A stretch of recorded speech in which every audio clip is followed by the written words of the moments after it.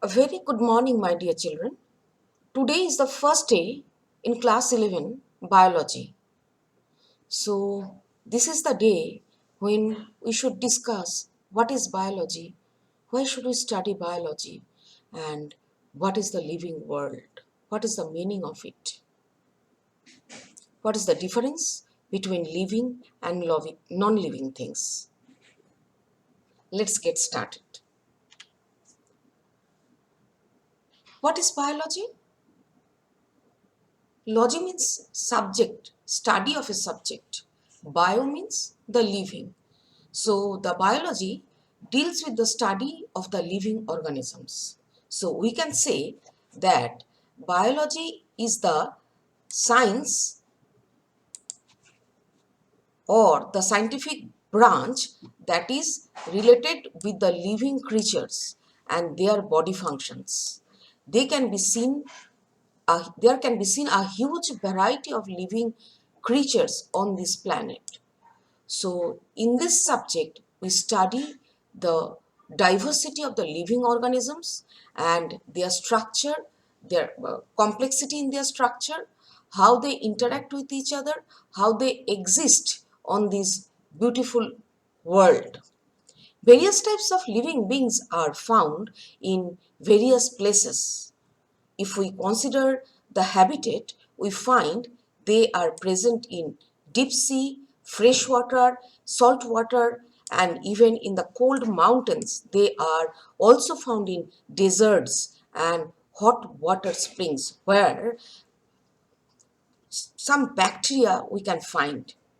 So there is a variety of places where we find living organisms. They are present everywhere on this earth.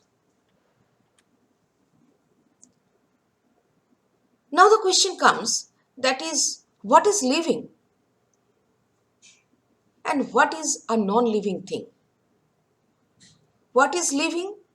Just now I have discussed that is the biology is the study of the living organisms. Then the question comes, that is, what is living? So if we know the difference between living and non-living thing, we can easily understand that in the part of biology, what should we study? Is not it? So we have to know the characteristic features of the living organisms. What are the characteristic features? We have some idea. We are studying from class 3 onwards, isn't it? What are that? That is, the living organisms can grow, living organisms can reproduce, living organisms respire. Within the living organisms, we find that is, they can respond to the external stimuli, to the external environment, and they can show the response to the internal environment also. And in addition to that, we find some other characteristic features in the living organism, that is, they possess cellular association. We find metabolic reactions within the body, and they are conscious what is happening. Let's discuss one by one. First one is growth. What does it mean? Growth means that is increase in the number and in the dry weight of the body mass. So when we think about increase in mass, that means there is an increase in size of the body, right? And size of the body, that is, if it is unicellular, that is made up of single cell, then increase in that cell can be considered as growth, right? And in case of multicellular organisms, two ways are there. First one is that is increase in mass of the body, that is increase in the mass of each cell and altogether mass of the body, and at the same time increase in number. How it is possible? That is by cell division. In plants, we find that is the growth occurs continuously throughout their lifespan till their death. But in case of animals, what we find? that is growth is limited up to a certain extent. They grow. After that, the cells do not divide. But we find even in animals also, that is, certain cells are there where cell divisions are continued or carried out. If there is a loss or the damage in the cells, then to replace the lost cells or the damaged cells, we find cell division in that part also. So simply what I discussed, that is, in unicellular organism, the growth is by not by cell division. Actually, in unicellular organism, growth is by increase in the body mass. But in case of multicellular organism, what we find, that is, the growth is in increase in the number and the mass. And there we find, that is, the cell division is responsible for the growth, and along with that, increase in size is also responsible for growth. Non-living things like mountains, boulders, they grow by accumulation of the materials from outside, from the outer surface. So there we can say that the living organisms grow, but that is from inside, right? But in case of non-living things, that is, they grow due to the deposition of certain things from outside. So that is, the growth is from outside. So therefore we can say that growth is a characteristic feature of the living organism, definitely, but it cannot be the defining property of the living organism. Now, the next characteristic feature that we find in the living organisms, that is the reproduction. Living organisms reproduce to increase their number. They can produce their own kind, and we know, that is, we have already learned in our junior sections, that is reproduction, that is the production of the new progeny similar to them, that is carried out by two ways: sexual reproduction and the asexual reproduction. In asexual reproduction, sex cells are not involved, and sexual reproduction, sex cells or the gametes are involved, and generally two parents are involved in sexual reproduction. Asexual reproduction is the common process for the lower organisms, but under unfavorable condition they reproduce sexually, whereas in complex organisms, higher organisms, we find sexual reproduction is the main type of reproduction. That is the only type of reproduction we can say for the production of their own kind. Here, one thing we have to say, that is, some examples I can take, that is, that Hydra, how they can reproduce by regeneration. That is, if there is, that is, the part can be regenerated, or by the formation of a bud. A small bud outgrowth like structures develop. Gradually it grows and increase in size, and then it get detached from the parent body and gives rise to new organism. That is very common in Hydra. It is also common, that is, budding is also common in yeast also. Fungi, they reproduce and multiply by producing a large number of asexual spores. For example, conidia. The conidiospores are produced. Conidia are produced in Penicillium. Penicillium is a type of fungi from where penicillin is obtained. I hope all of you know, isn't it? So here, these conidia are produced on sterigmata, and each conidium is responsible for giving rise to new fungus on germination. Okay, and various other spores are also produced by different other members of the fungi, for example rhizopas, sporangiospores. And if we consider algae, we find zoospores. In case of algae, mainly the spores are motile, here one diagram has been shown, that is the Chlamydomonas, that is an example of algae. There we find that is the zoospores are produced in large in number, and the parent organism bursts open, and that the zoospores are released out, and each one gives rise to new Chlamydomonas, right? In case of Hydra, already I discussed, that is yeast and Hydra, they reproduce by budding. That already I have discussed. This one, that is reproduced by budding. And Planaria, that is by regeneration. Hydra can regenerate from the old body part, and similarly Planaria can also regenerate.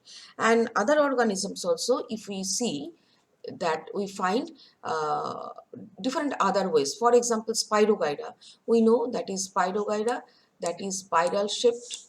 It is a filamentous body, spiral shaped chloroplast is present, and if due to water current, if this filament get detached, then each fragment give rise to new Spirogyra, that is the fragmentation. It is the diagram is shown budding in yeast. Okay.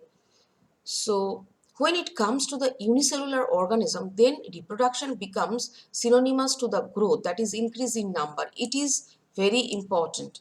Why I am telling you? Because unicellular organism is made up of only one cell, right? So when the cell divides, that means they carry out the growth, but actually there is the division of the cell for the unicellular organism is the production of the new organism, right?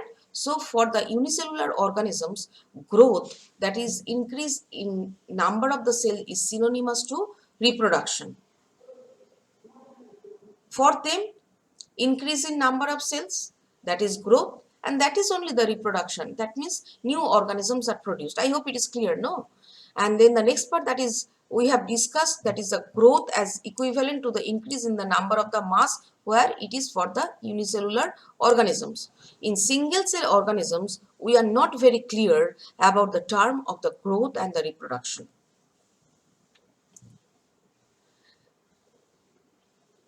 There are many other organisms which do not reproduce. For example, sterile worker bees, is not it? Mules, so they do not reproduce, but they are also the living organisms. So we can say that reproduction is the characteristic feature of the living organisms definitely, and the non-living things do not reproduce, but it cannot be exclusively defining characteristic feature for the living organism. Now the next point that comes, that is the metabolism. All the living organisms are made up of chemicals. That chemicals, that biomolecules, that may be small, that may be big, and they are of various sizes, various functions, and they of various classes. These biomolecules are constantly changing. Actually, within the living organism, continuously reactions are going on, and so the biomolecules are constantly made and changed to another biomolecules. These all types of conversion of the biomolecules from one type to another type and is known as the biochemical reactions or the metabolic reactions, and the phenomenon is called metabolism. All plants, animals, fungi, microbes exhibit metabolism. So therefore, we can say that is the sum total of all the biochemical reactions occurring in the body is known as the metabolism. It is the phenomenon of the living organisms, non-living object. We don't find any metabolic reactions. Metabolic reactions can also be carried out outside the body in cell-free system. If I give some example, it will be easy for you to understand. For example, that is the PCR, polymerase chain reaction, when the DNA is replicated. that is outside the body in a system, in a PCR machine, but their enzymes are required, and for the activity of the enzyme, particular pH, particular temperature has to be maintained. So that is also synthesis of the DNA fragments, that is by the process of PCR. That is also the reactions, that is the reaction of the that we find in the living organisms. So that is the correct, that is a that can be considered as the living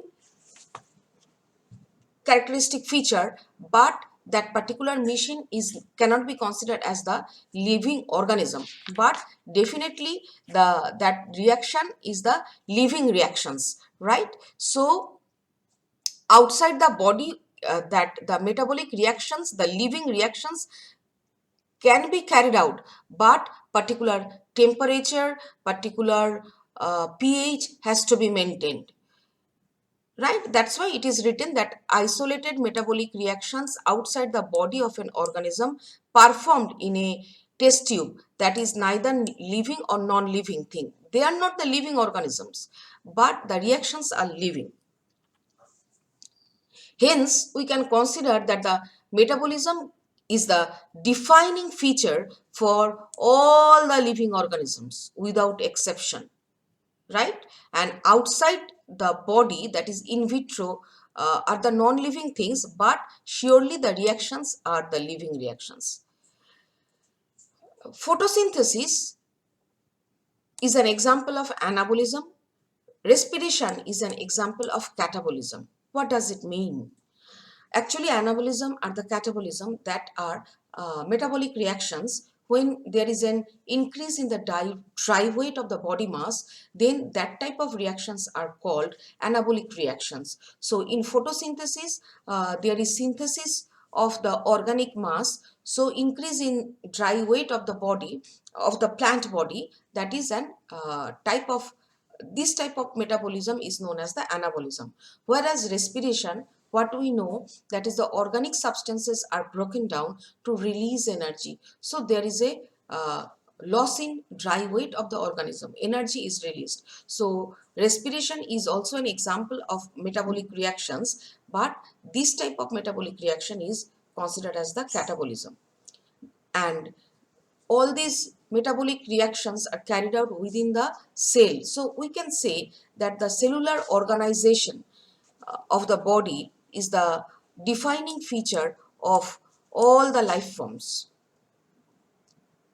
And here one important thing we have to remember, that is multicellular organisms are made up of cells, and the cells consists of biomolecules. Due to the organization of the biomolecules, that the cells are produced within, due to the organization of the biomolecules, cell organelles are produced actually, and the cell organelles constitute the cell, and accumulation of cell when carry out a particular function, they constitute the tissue, and tissue when organized together and destined to perform a particular function, they constitute the organ, and different organs constitute the organ system, and the organ system all together when function, work in a coordinated manner, we find that the body works in a proper way, that is we can live a healthy life. But if we consider the individual biomolecules, we cannot find the characteristic feature of the cell organelles in that biomolecule.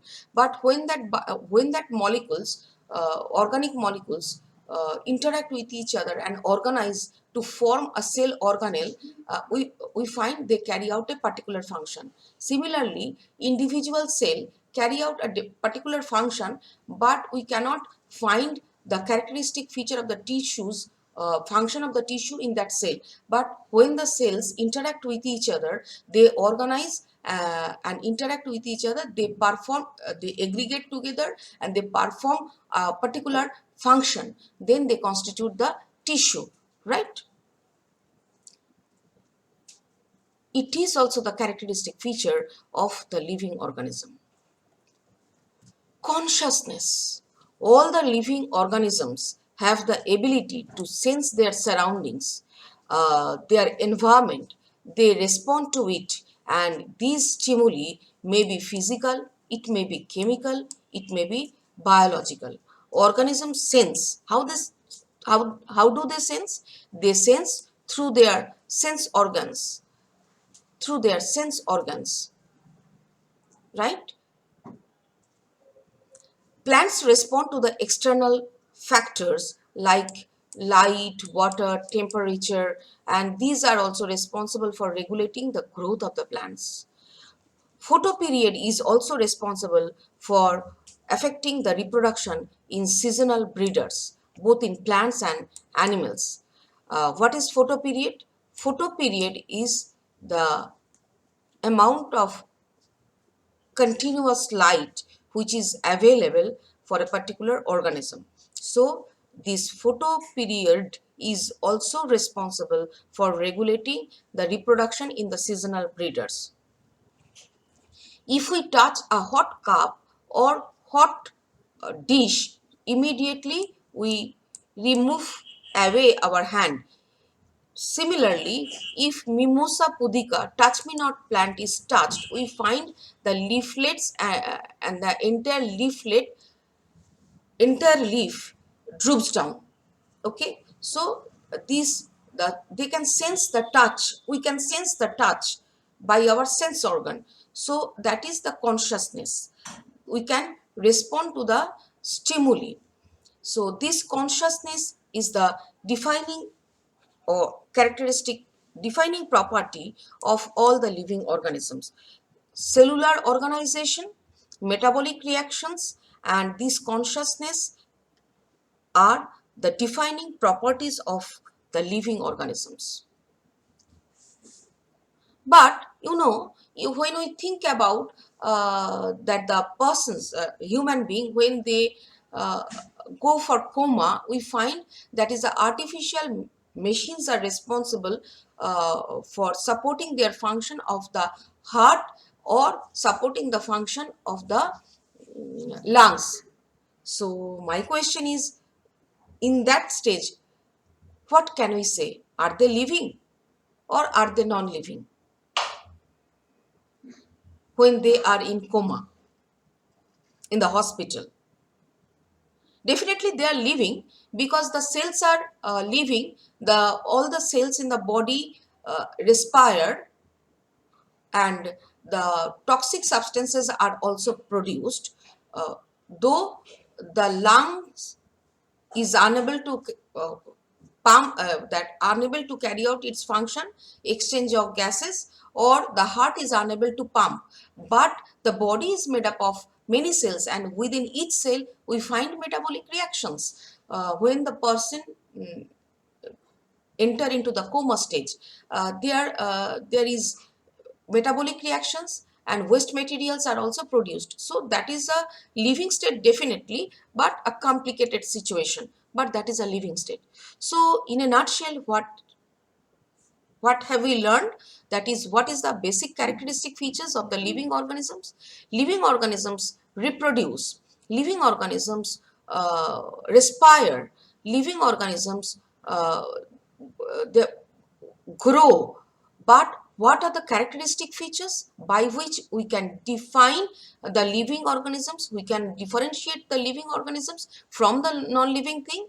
That is the cellular organization and metabolic reactions and the consciousness. That are the unique features of the living things. We can say that the living organisms are the self-replicating, self-evolving, self-regulating system capable of responding external stimuli. Therefore, biology, that what is that? Biology is the study or the story of the living organisms. Better to say, biology is the story of evolution of living organisms on earth. Continuously they are evolving. Continuously the living organisms are trying to adjust with continuously changed environment. There is competition, but there is cooperation. That's why the living organisms can exist on earth together, not alone. All the living organisms, past, present, and future, are linked to one another by sharing of the common genetic material. This genetic material is passed from the previous generation to the next generation through reproduction, but of varying degree. So, my dear children, today first we have learned what is biology. Why should we study biology? What is the significance? And biology means that is the evolution study of the living organisms, how they reproduce, how they evolve, how they interact with each other. And we have learned the living organisms, the characteristic feature of the living organisms.